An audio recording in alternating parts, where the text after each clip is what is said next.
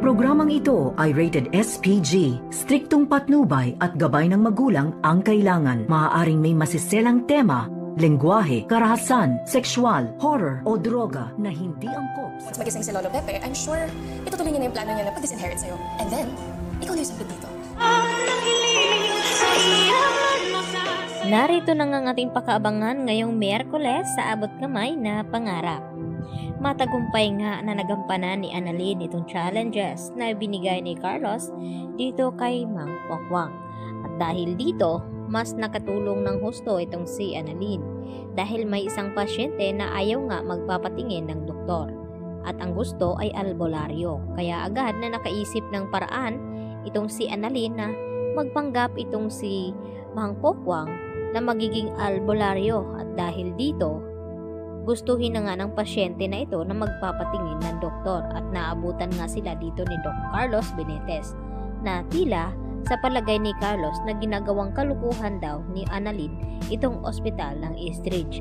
At dito naman na ipinagtanggol ni Mang Pokwang itong si Annalyn dito kay Doc Carlos na dapat magpapasalamat nga ito kay Annalyn imbis na pagalitan niya ito. At napahiya naman itong si Doc Carlos sa kanyang mga nasabi dito kay Annalyn dahil dapat magpapasalamat daw sila na sa kanila napunta itong genius young doctor na si Annalyn Santos at hindi sa iba. Dahil dito, maraming ang natutunan itong si Mamang Pokwang upang gamitin sa kanyang pelikula na gagawin. At dito naman na ibinigay na nga ang basbas ni Carlos Benitez dito kay Annalyn at Doc Lindon na makapunta sa seminar doon sa Japan. At tuwang-tuwa naman itong si Annalyn at ganoon din itong si Dr. Enriquez. At dahil sa tuwa, iniyakap naman ni Dr. Enriquez itong si Annalyn. Samantala, masaya naman na ibinalita ni Annalyn sa kanyang ina ang tungkol sa pagpunta ng Japan. Subalit ay hindi naman maiwasan na malungkot itong si Annalyn dahil sa kanyang nalaman na nagkaroon ng sugat sa braso itong si Lynette. At hindi naman siya magsisinungaling dito kay Annalyn. Kaya sinabi niya kay Annalyn na may gusto daw siyang sabihin tungkol kay Doc Carlos. At dito naman na bigla dumating itong si Carlos.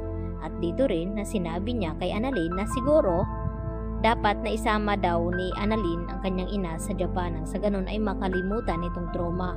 Nang sa ganun ay makabawi din itong si Carlos sa kanyang pagkukulang at pananakit dito nga kay Lynette. Dahil dito, kinabahan na nga ng husto itong si Diyosa.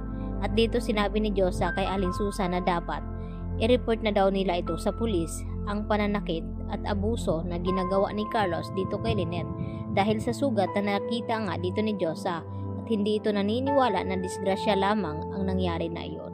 Samantala, tuloy na tuloy pa rin ang investigasyon ng mga pulis sa nangyaring kidnapping dito kay Don Pepe. At dito nga na sinabi ng pulis kay Giselle na bago nga magkaengkwentro ay may isang sasakyan daw na lumabas doon sa kuta ni Balahadja. At ito nga ay sinasabi ni Giselle na walang iba, baka kay Moira nga iyon. At dito naman na biglang dumating itong si Moira. At dito sinasabi kay Giselle na kababakasyon pa lamang daw ni Moira ay namimiss na daw siya agad dito ni Giselle. At dito naman na nagkakaharap na nga itong si Justin at itong si Zoe. At dito na sinasabi ni Zoe kay Justin na pagmamay-ari niya pa rin at teritoryo niya pa rin itong Apex Hospital. At dito naman na sumagot itong si Justin kay Zoe na sa ngayon ay teritoryo pa nga ni Zoe ang ospital na ito. Pero once daw na magising itong si Lolo Pepe ay itutuloy na nga ang hindi sa pagperma dito ni Lolo Pepe doon nga sa mga ari-arian na hindi isinama itong si Zoe.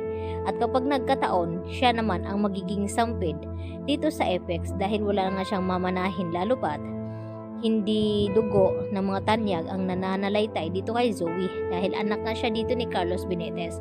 At nagulat naman itong si Justin nang bigla din sumulpot itong si Moira at pinagtanggol itong kanyang anak na si Zoe na dapat hindi daw umaasta na tila may-ari itong si Justin. At siyempre hindi naman magpapatalo itong si Justin dito sa mag-ina hanggang sa sinabi niya na marami daw siyang alam na sikreto tungkol sa mag-ina na si Zoe at Moira. At nagulat naman ang dalawang ito.